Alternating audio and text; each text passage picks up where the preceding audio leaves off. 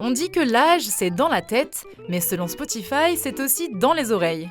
Tous les ans, la plateforme de streaming musical propose à ses abonnés une rétrospective de leur année en chansons. Le Spotify Wrapped est là. Et en 2025, le Spotify Wrapped a une nouveauté, l'âge d'écoute. Pour de nombreux auditeurs, Spotify leur a donné un bon coup de vieux qu'ils ont pris avec plus ou moins d'humour. Non, je ne regrette rien. 77 ans?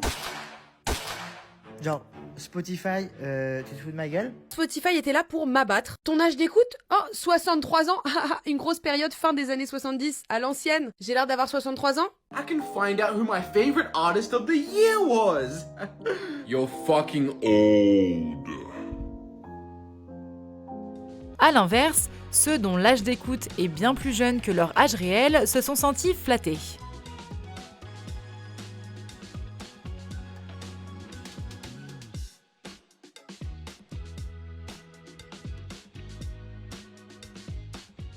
You still love me when I'm no longer young and beautiful.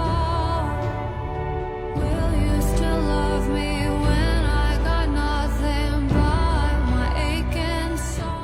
Mais dans tous les cas, l'âge donné par Spotify n'a rien de très fiable car le calcul repose sur une supposition. La plateforme collecte d'abord les dates de sortie des chansons que vous avez le plus écoutées cette année.